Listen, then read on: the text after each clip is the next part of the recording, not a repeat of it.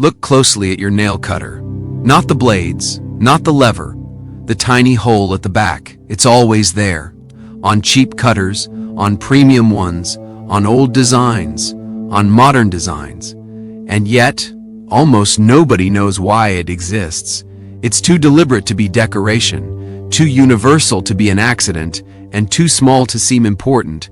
But that tiny hole solves multiple hidden problems, mechanical, behavioral, and even psychological. Today, we're breaking down why nail cutters have that small hole, what problem it was actually designed to solve, and why removing it would quietly make the tool worse. Once you see it, you'll never unsee it again. Nail cutters are one of the most deceptively simple tools ever made.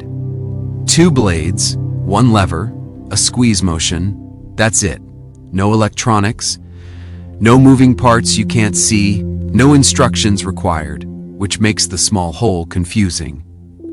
Because if something survives decades of manufacturing across countries, price ranges, and brands, it means someone, somewhere, needed it. And not just once, but enough times that manufacturers kept it forever. Designers don't add holes just in case. Every hole weakens the structure, adds manufacturing steps, requires quality control, so if the hole stayed, it earned its place. The question is, what problem does it solve? Most people say it's for a keychain. And yes, you can put a key ring through it. But here's the issue. Keychain use explains why the hole exists, but not why it's placed exactly there, not why the size is so specific, and not why the hole appeared in early cutter designs before keychains were common. If it were only for hanging, it could be larger, it could be centered, it could be optional, yet it's always small, offset, structurally aligned, so keychains are a side benefit, not the original reason. To understand the real reason, we have to look at how nail cutters work mechanically. A nail cutter isn't a scissor, it's a compound lever system. When you press down, your finger applies force to the lever multiplies that force. The force is redirected downward, the blades close with much more pressure than your finger alone could produce. This means tiny alignment errors matter. If the 2 blades twist, flex unevenly, shift sideways, you don't get a clean cut, you get crushed nails, jagged edges, pain. Now here's the problem early nail cutter designers faced. How do you keep 2 tiny blades perfectly aligned under repeated stress, using the least material possible? The answer wasn't thicker metal, it was stress control. And that's where the hole enters the story. The real reason 1. Stress distribution. That small hole acts as a stress relief point. When you squeeze a nail cutter, the blades experience compression. The body experiences torsion.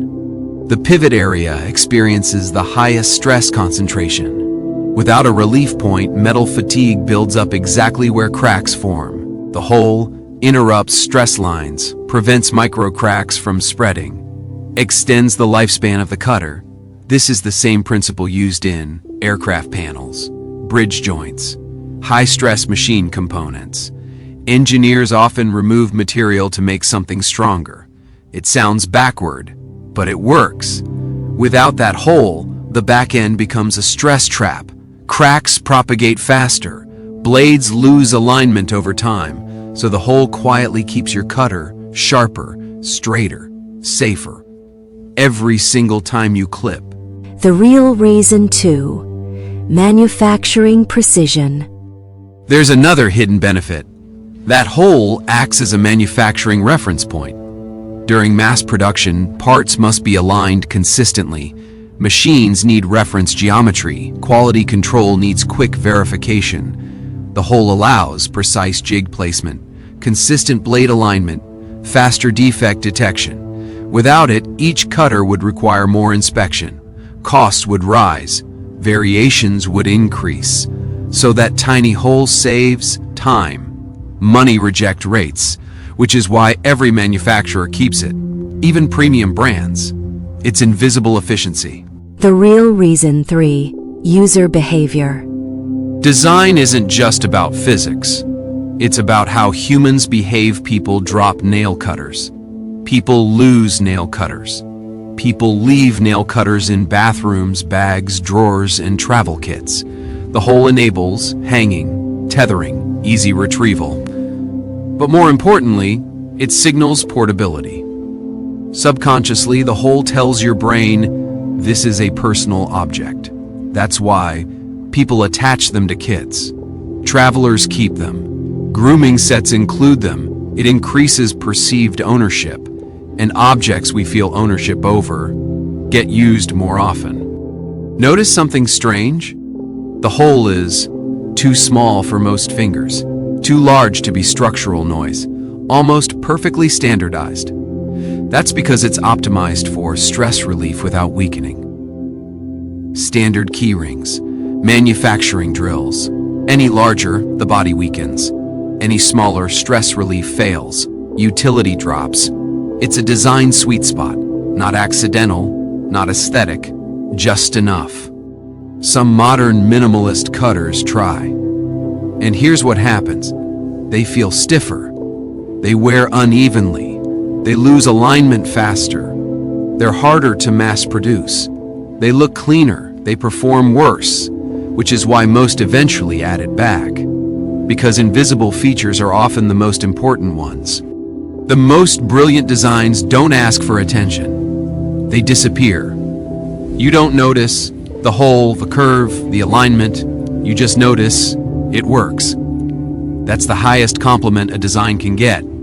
And that's why you never questioned it, until now.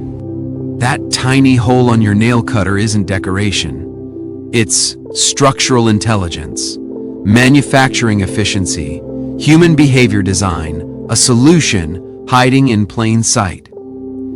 So next time you clip your nails, remember, if something this small hides this much thought, what else have you been using your whole life without ever really seeing it?